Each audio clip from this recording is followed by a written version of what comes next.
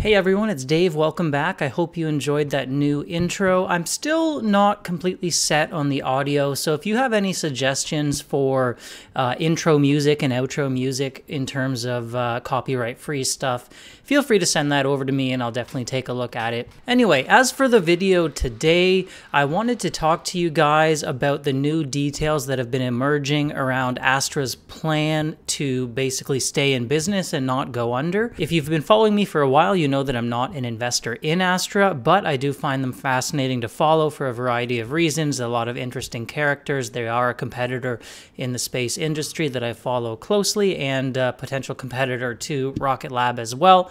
So lots of reasons to follow them and see if they will be able to pull through.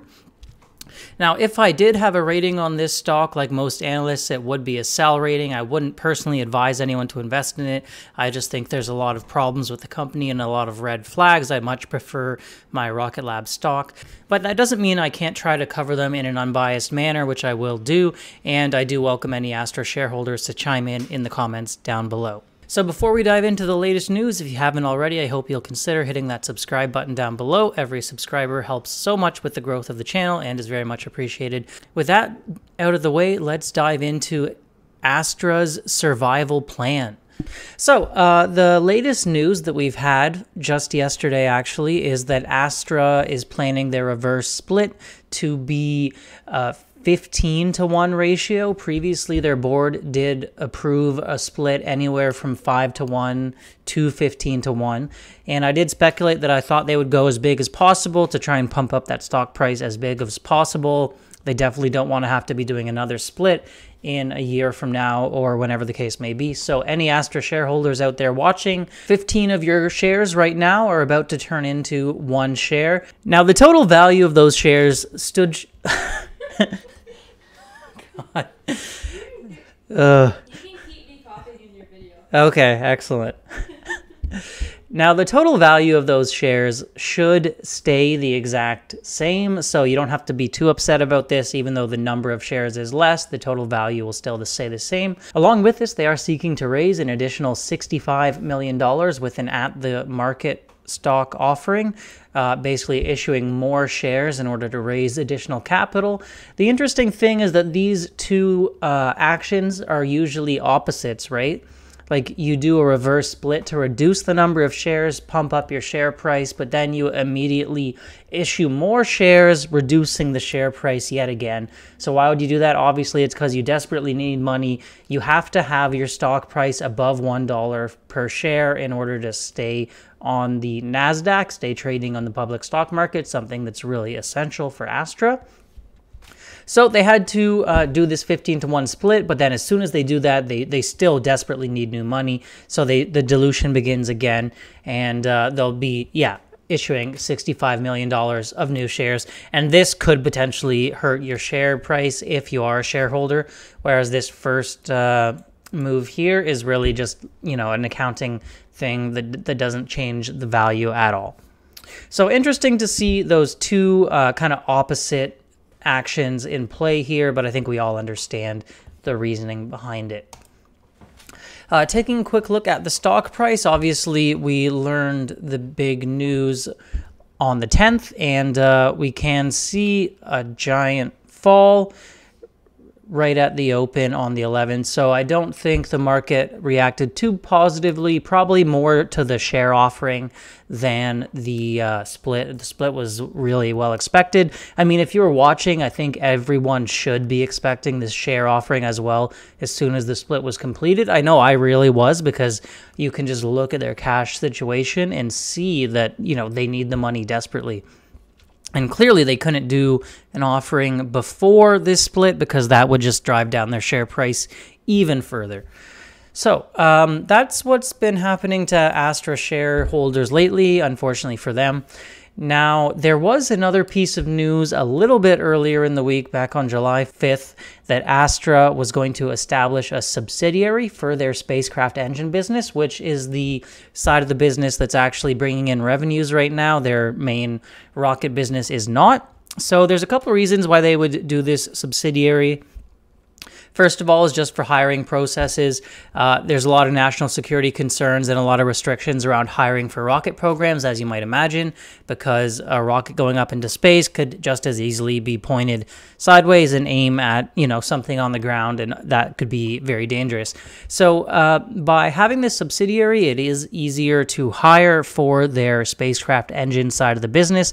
They don't need these additional clearances and additional hurdles, whereas if they're all under one umbrella, even if someone's being hired to work on the spacecraft engine side of the business, they still need to go through those additional hurdles. But there is another reason that's a little bit more, I think, a little bit more realistic as to why this is happening now, which is that the restructure unlocks new financing structures and options. For example, Astra could take out a loan against the subsidiary to further finance the development of its launch business.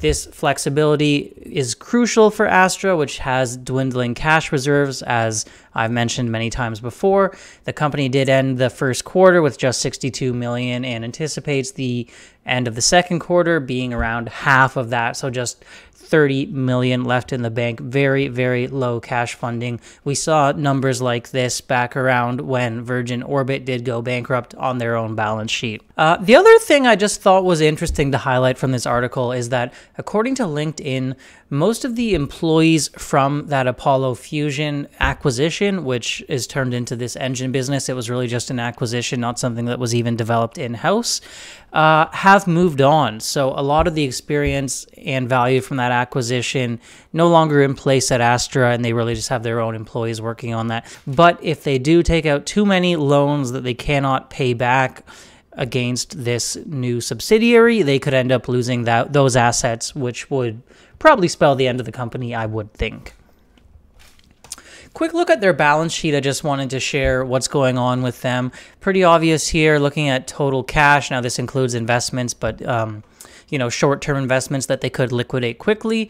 So this is a quarterly basis, not an annual basis, and we see that a few quarters ago, they had $200 million, then $150 million, then at the end of the next quarter, $102 million, and then $62 million. So historically, over the past year, they have been burning cash at about $50 million a quarter. They did reduce that slightly in this previous quarter, although it's still, 40 plus, but they do say that in the end of Q2, they're still going to have about half this number left. So probably, 31 or something in that range. If they do accomplish that, that will be pretty impressive because they will have significantly reduced that burn rate that they've been at for the past year. I don't think that's really enough to save them, but maybe with some of these other measures, it can buy them a little bit longer runway to stay alive here. Because really the whole goal around this entire company and all these measures they're doing, raising capital, putting in place the potential to take out more loans, is to get to the launch of Rocket 4.0. That's what all this is pushing towards. So they continue to expect test flights for Rocket 4 to begin in the later part of 2023. They've been saying that for quite a while, and they say they're on track for that still.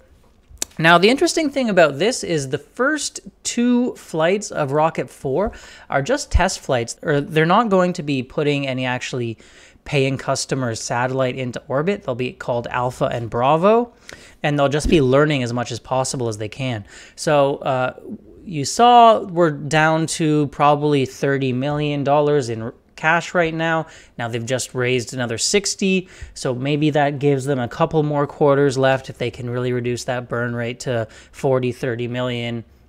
We're looking at a few more quarters, which basically takes us to the end of the year, which is when they say they're going to be starting these test launches, Alpha and Bravo, on Rocket 4.0. And these test launches, as I said, not bringing in any revenue. So really, I think the whole hope, the whole plan is that if they prove the rocket works, then a new investor will come in and infuse additional capital into the company, taking, a large portion of the company with them, probably as a new owner, and keeping the company alive. Now, obviously, that's a good news, bad news situation for current shareholders. They'd be diluted even further, much further, and lose the small slice of the pie they even have. But the alternative would be Astra going out of business, which is obviously even worse. I also found it interesting how Kemp emphasized a new commitment to reliability for the company, saying this stemmed from feedback from both customers and shareholders. I just found this kind of funny, kind of interesting, because we heard all these years Rocket 3.0, the whole idea was we can make a really cheap rocket. You know, it doesn't have to be super reliable. It doesn't have to be carbon fiber. We don't have to go through all these advanced processes. I remember he called Rocket Lab's Electron kind of like a Ferrari, like a too expensive, and they are just going to make a cheap ride to orbit with Rocket 3.3.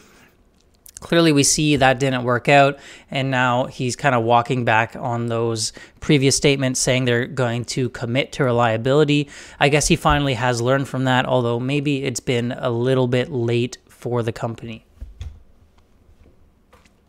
One other thing I thought was slightly interesting is Astra just had a new factory tour with NASA Spaceflight, going through some of their new production facilities, which look pretty cool. There is a video here, or you can check NASA Spaceflight's YouTube channel as well. I just found the timing of this a little bit interesting, because obviously when you do a share offering, you do want your stock price to be as high as possible. That gets you the most bang for your buck. So I was just a little curious if maybe they released this around the 4th, kind of hoping that a little bit of hype would grow around the company again, increasing its share price a little bit before this offering came into effect.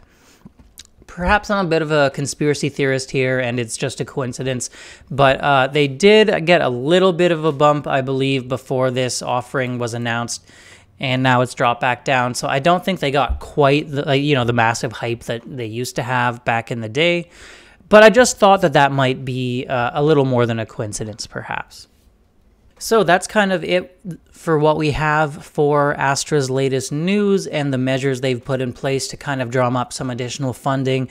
Stay alive is basically the name of the game. Just drag out that capital to get to a launch that is not going to bring in any revenue. Kind of funny, but that's kind of how these rocket programs often go. You see development of all sorts of companies, like even Firefly, others, trying to push towards a launch that they know will not make them money, just to kind of bring in more investment and bring some legitimacy to the company. So I do wish them the best of luck on that. I am not entirely sure if it's going to be enough. I would not be buying shares in the company, but I do wish Astra shareholders all the best, and I really do hope it does work out for you. Let me know what you think of these moves down in the comments below. Are you an Astra shareholder? Are you still holding on? Do you still believe in the dream? Thank you guys so much for watching. As always, if you haven't already, that subscribe button's right down below, and I'll see you guys in the next video. Bye for now.